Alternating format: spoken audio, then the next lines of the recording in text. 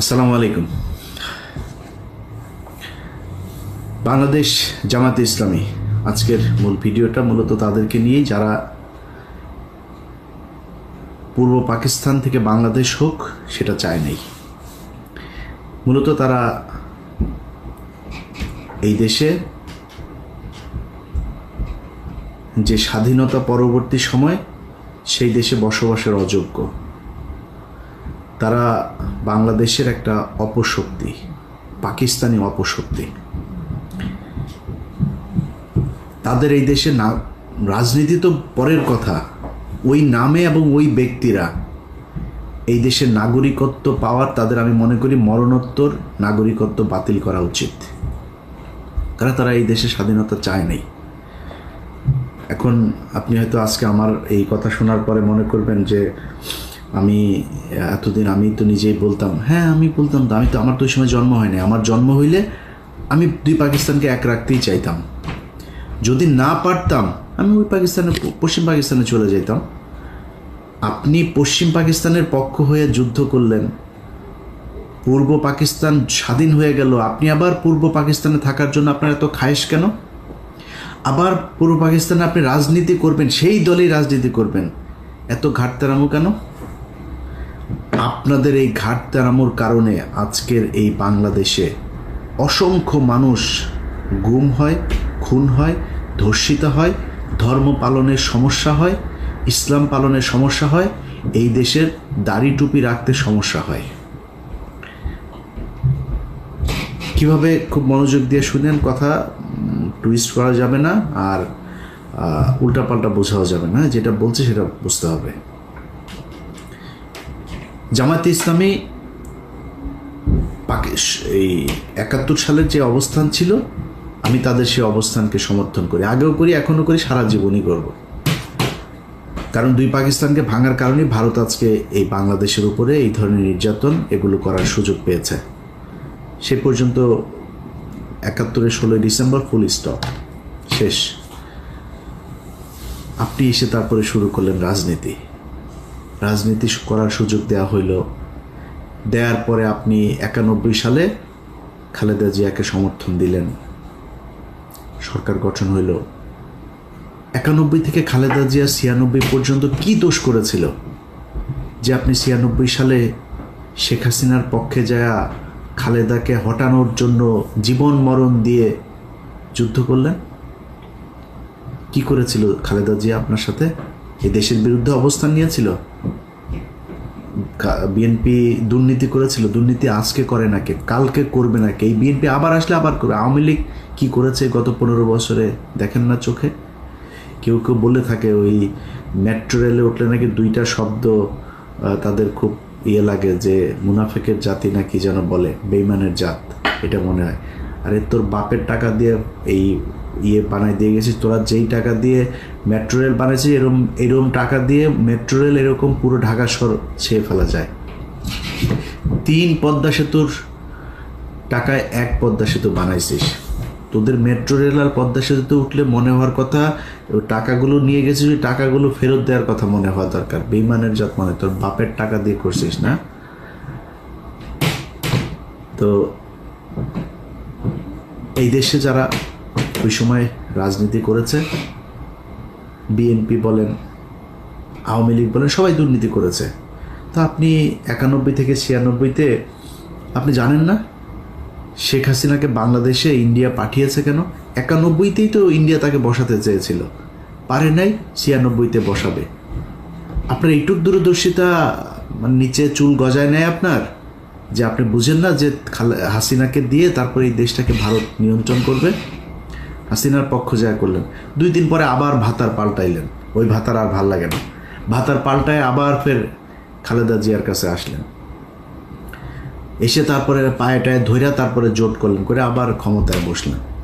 ক্ষমতায় বসার পরে এরপরে দেশ চালাইলেন। দেশ চালানোর সময় যা যা হয়েছে, যেভাবে চলেছে, সেখানে তো আপনার বুঝার আমার মনে হয় না যে কোনো সমস্যা হয়েছে যে খালেদা জিয়া কি চায়, খালেদা জিয়া কি আসলে ভারতের লোক না কিসের লোক। যদি সমস্যা হতো তাহলে তো ওই সময় চলে আসতেন, সরেন নাই তো, তাদের সাথেই ছিলেন। আসলো 2024, মাঝখানের পুরোটার সময় বাদ দিলাম বিরোধী দলে। 24 আসার পরে আগস্টে হাসিনারে সরাইলেন, সরানোর পরপর বিএনপি আবার খারাপ হয়ে গেল। কারণ কি? বিএনপি তারেক রহমান ইন্ডিয়ার কাছে বিক্রি হয়ে গিয়েছে। বিএনপির চোর মানে যদি ধরা যায় 80%ই চোর, মানে এটা করা যায়। দেশের মানুষই ভাই 90% 99% চোর আমার দেশের, ইনক্লুডিং মি। আমি আমার বাদ দিলাম না, 99% চোর এই দেশে, হয়তো 2% ভালো থাকতে পারে। তো বিএনপি চুরি করেছে, ওটা বাদ। বিএনপি আওয়ামী লীগ এই ইন্ডিয়ার সাথে কিছু করেছিল নাকি? খালেদা জিয়া তারেক রহমান বিক্রি হয়ে গিয়েছিল, 5 তারিখে বিক্রি হয়েছিল। তো 5 তারিখের পরে বিএনপি খারাপ হয়ে গেল কেন হঠাৎ আপনার কাছে? আপনার বাল গজায় নাই যে এই আপনি যদি বিএনপির সাথে দ্বন্দ্ব করেন তাইলে ইন্ডিয়া আবার এখানে ঢুকবে? আচ্ছা, আপনি বললেন যে আপনি কি সবাই মাফ করে দিয়েছেন আপনি আওয়ামী লীগকে। চাচা সমস্যা কি? ভিডিও টিডিও আছে নাকি রয়ের কাছে? টাকা পয়সা লেনদেনের কোনো কিছু আছে? সমস্যাটা কোথায়? আপনি এসে বললেন মাফ করে দিলাম, এটা আপনার কথা হওয়ার কথা না। আরে ভাই, গত 15 বছর এই দেশটা ইন্ডিয়ার কাছে বিক্রি করে দিয়েছিল। আপনি সেই দেশের স্বাধীন হবার পরে আপনি তাদেরকে মাফ করে দিয়া তারপরে তাদেরকে নিয়ে থাকতে চান। কারণ কি? সমস্যাটা কি? এটা তো বলা দরকার মানুষের কাছে। কোন কারণে, কি স্বার্থ দেখে বা কোন যুক্তিতে আপনি তাদেরকে মাফ করে দিচ্ছেন এত তাড়াতাড়ি? বিএনপি শুরু করলো, জামাত টানছে, আমাদেরও তো তাহলে সবাই টানা দরকার। টানাটানি আওয়ামী লীগরে কে কত নিতে পারে, এদের কাছে সবচেয়ে প্রিয় মানুষ হয়ে গেল আওয়ামী লীগ। 5 আগস্টের পর থেকে আজ পর্যন্ত বলেন, এই দেশে নিজেরে নিয়ে যদি এখন কথা বলতে চাই তাহলে মনে হবে আমি বোধহয় নিজেরে মানে বলতেও লজ্জা লাগে। আমি পিনাকি আর কনক সারোয়ার 2-4 জন আরও আছেন, এদের বাইরে আর কারোর তো আমি দেখি না যারা কিনা ইন্ডিয়ার ব্যাপারে একদম জিরো টলারেন্স নিয়ে তারপরে কোনো কথা বলছে বা কোনো কাজ করছে, কাউরে দেখি না। তো আপনি এদের কাছে নির্যাতিত হইলেন, এতটা দিন ধরে নির্যাতিত হইলেন, এদের ব্যাপারে আপনার কোনো সমস্যা নাই, কোনো অভিযোগ নাই। আমরা ফাইন্ড আউট করে দিলাম যে এই ব্যক্তি এই প্রতিষ্ঠানগুলো ইন্ডিয়ার ওয়ার করেছে, পক্ষে কাজ করেছে। আপনি তাদেরকে নিয়ে বসায় স্টেজে বসায় তারপরে বক্তব্য শোনাবেন। পিছনে দেখি ওই যে শফিকুল ইসলাম মাসুদ চোখ বন্ধ করে মনে হয় বিশাল ধ্যানে আছে, মানে ওর বাপ ওই সন্তোষ শর্মা বক্তব্য দেয়, ওর বাপের বক্তব্য শোনা মধুর মানে স্টেজে দাঁড়ায় রয়েছে, পিছনে বডিগার্ডের মতো, সোহরাওয়ার্দীর বডিগার্ড শেখ মুজিবের মতো ওইভাবে দাঁড়ায় আছে। এটা এই জন্য এই 15 বছর এই জন্য মানুষ জীবন দিয়েছে। আপনার এই প্রোগ্রামটা যারা অর্গানাইজ করেছেন তাদেরকেও সেই জামাতের নেতা যারা সন্তোষ শর্মাকে দাওয়াত দিয়েছেন, সে ব্যক্তিগুলোকে একটু বলি যে মনে করেন আপনারা অলমোস্ট সবাই জেলে গিয়েছেন আমি যতটুকু জানি। জেলে যাওয়ার পরে আপনার স্ত্রী বা মেয়েকে পুলিশ আপনাকে ক্রস ফায়ার দিবে এটা মনে করে তারপরে ধর্ষণ করেছে, ধর্ষণ করে পেটে বাচ্চাও দিয়ে দিয়েছে। অ্যাবর্শন তো আর করাইতে পারে না লজ্জায় শরমে। আপনাদের ঘরে যদি এরকম একটা বাচ্চা টাচ্চা যদি থাকে, মনে করেন থাকে, কেমন লাগবে? আসতে কিনা ওইটাও তো আল্লাহই জানে। থাকতে পারে না? কেন বললাম জানেন কথাটা? আলেপের কথা মনে আছে? আমার এই চ্যানেলে একটু পিছনে যায় ভিডিওগুলো দেখেন। এই পুলিশ অফিসার এক ব্যক্তিকে ধরে তার স্ত্রীকে তার স্বামীর ক্রসফায়ারের ভয় দেখিয়ে রোজা ভাঙিয়ে রোজার মাসে তারপরে ধর্ষণ করেছে। দেখেছেন আমার এই চ্যানেলে ভিডিওটা? এরকম 16 জন আমাদের বাংলা এডিশন অফিসে গিয়েছিল।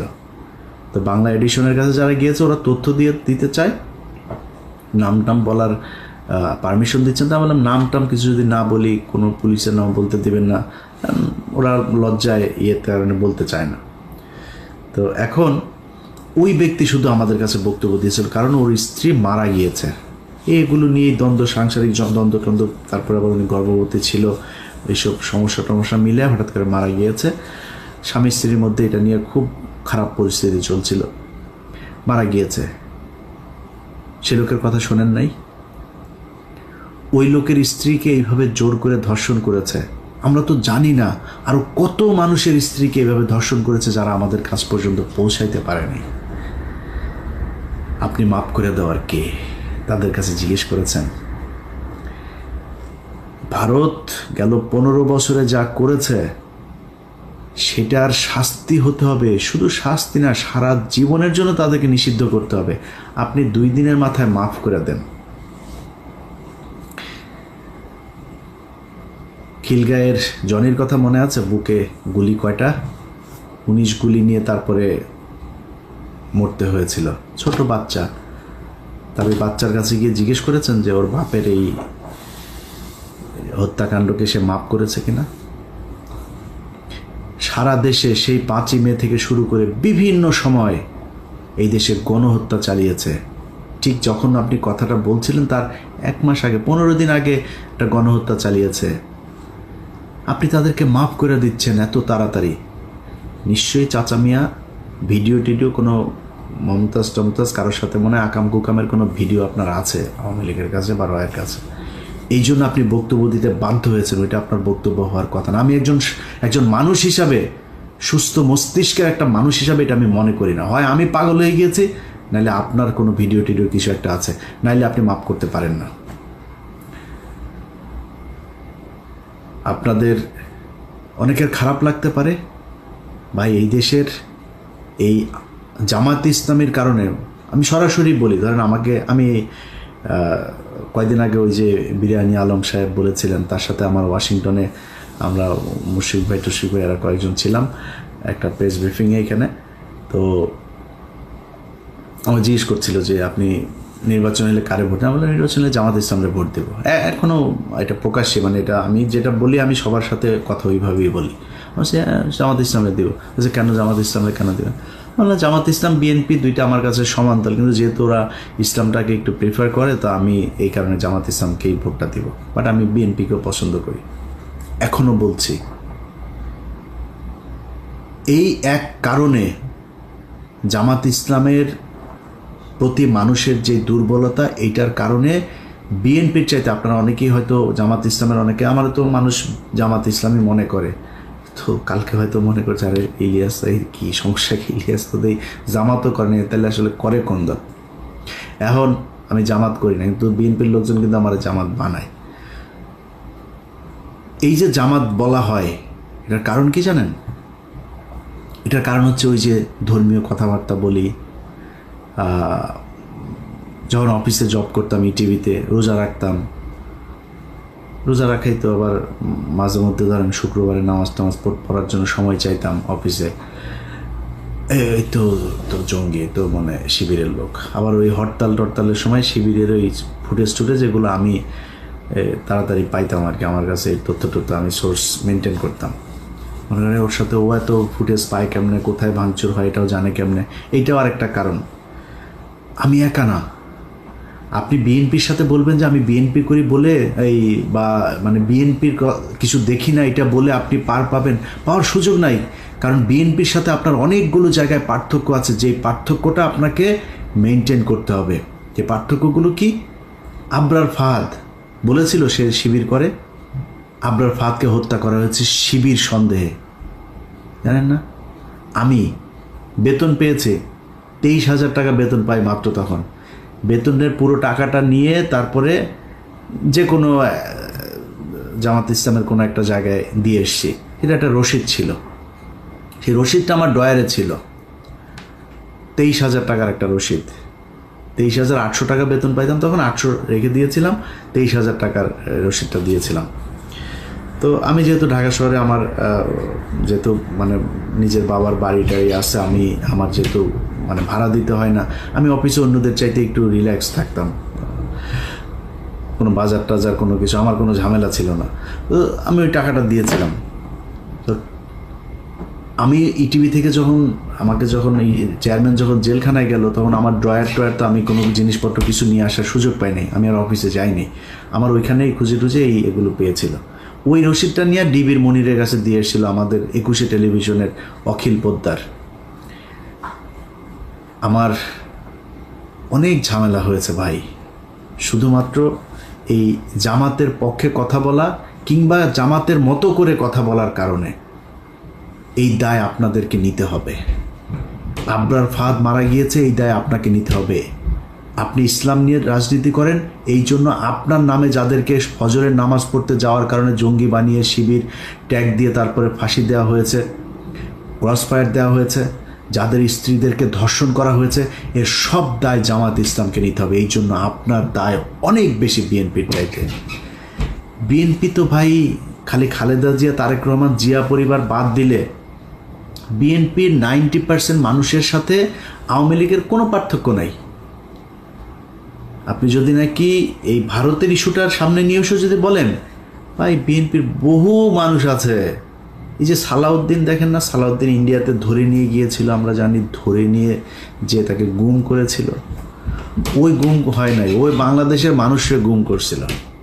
ইন্ডিয়াতে বসে সে আমাদের সাথে ফোনে কথা বলে, আমার সাথে অনেকবার কথা হয়েছে। ইন্ডিয়াতে বসে থেকে কথা বলে আমার সাথে, অনেক ইনস্ট্রাকশন দিত, ভাই এরকম করো, এরকম এই সেই।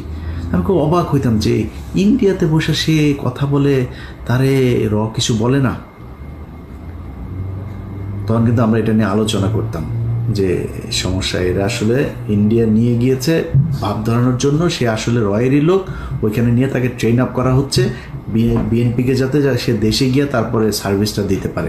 সেই সার্ভিস এখন এসালাম টেসালাম এদের সবাইকে বাঁচায় সালাউদ্দিন সাহেব দিচ্ছেন। তো বিএনপিরে যদি আপনি তারেক রহমান, খালেদা অর্থাৎ জিয়া পরিবারের বাদ দেন, আমি জানি না ভাই কয়জন খুঁজে পাবেন সেখানে ইন্ডিয়ান লোক। মির্জা ফখরুল এই দলের দ্বিতীয় পার্সন, তার মতো লোক ভারতীয় এজেন্ট। এরপরের আর কে কোথায় আছে আমরা জানি না, এটা নিয়ে আজকে কথা বলছি না, যেহেতু আজকে ওইটা বাদ।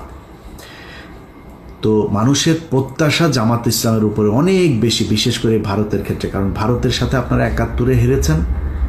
এই গত কয়েক বছরে আপনাদের কয়েকজনকে হত্যা করা হয়েছে। 15 বছর আপনাদের যেসব শিবিরের ছেলে পেলে আছে, জামাতের লোকজন আছে, তাদেরকে প্রচণ্ড কষ্ট নির্যাতন সহ্য করতে হয়েছে। এই কষ্ট আপনাদের উপরের এই তাহের ঠাকুরের মতো, এই তাহের মিয়ার মতো এরকম 2-4 জন রয়ের এজেন্টকে নিয়ে আপনি এই পুরো দেশের সব মানুষকে বিপদে ফেলতে পারেন না। জামাতে ইসলামকে নিয়ে অনেক কিছু বলার মতো সুযোগ ছিল, কিচ্ছু বলি নাই। আপনি জানেন এটিএম আজহার এখনো পর্যন্ত জেলখানায় আছে। বাংলাদেশের মানুষকে বিষয়টা বলি, কেন আছে জেলে জানেন? জেলে আছে জামাত ইসলামের কয়েকজন নেতার কারণে। তারা ইচ্ছা করে তাকে জেলখানায় রেখেছে, তারা চায় না সে ছাড়া পাক। 5 তারিখের পর থেকে এখনো পর্যন্ত জামাত ইসলামের অনেক নেতার বাড়িতে আওয়ামী লীগের লোকজনকে লুকিয়ে রাখা হয়েছে। শিবিরের ছেলে পেলে যায় কিছু কিছু জায়গা থেকে তুলে জোর করে তারপর জামাতের সাথে যুদ্ধ করে তাদেরকে বের করেছে। জামাত ইসলামের সাথে শিবিরের একদম খুব স্পষ্ট কিছু দ্বন্দ্ব, তারা সেই বিষয়গুলো বাইরে আসতে দেয় নাই, কিন্তু সেই দ্বন্দ্বগুলো এখন প্রকাশ পাচ্ছে। জামাত ইসলাম, ইসলামী ছাত্র শিবির থেকে শুরু করে যারা এই দলের সমর্থক কর্মী যারা যেখানে আছেন, আপনারা যদি মনে করেন ভাই সন্তোষ শর্মার মতো লোককে এরকম একটা জায়গায় জায়গা দিয়ে জামায়াত ইসলাম ভালো কাজ করেছে এবং আপনারা সেটাকে সমর্থন দেবেন, আমার কোনো সমস্যা নাই। কিন্তু আজকের পর থেকে জামায়াতে ইসলামকে কোনো জায়গায় কোনোভাবে ছাড় দিয়ে ইলিয়াস হোসাইন কথা বলবে না। আপনাদের সম্মান থাকলো কি না থাকলো যায়ও না আসেও না, কারণ এই জামাত ইসলাম আর আওয়ামী লীগের মধ্যে কোনো পার্থক্য নাই। ওরা ভারতীয় চর, তোমরা পাকিস্তানি চর। আমরা পাকিস্তানের সাথে প্রচণ্ড ভালো সম্পর্ক রাখতে চাই, কিন্তু তুমি পাকিস্তানের হয়ে এই দেশের বিরুদ্ধে, মানুষের বিরুদ্ধে যুদ্ধ করা, তারপরে এই দেশে এসে রাজনীতি করবা, রাজনীতি করতে এসে যখন যার দিকে মনে চায় তার পক্ষ হয়ে কাজ করবা, আর তোমারে আমরা কোলে তুলা তুলা নাচবো, এটা মনে করার কোনো কারণ নাই। এই কারণেই আজকের ভিডিওতে সব শেষ যেটা বলতে চাই, তোমাদের এই গত 15 বছরে তোমার দলের ভেতরে যত মানুষজন নির্যাতন সহ্য করেছে তাদের কাছে পারমিশন নিয়ে তারপরে সন্তোষ শর্মাকে কালকে স্টেজে উঠিয়েছিল কিনা, এটার পরিষ্কার জবাব তোমাদের Facebook, website, television, press release এসবের মাধ্যমে আমরা জানতে চাই। আল্লাহ হাফেজ।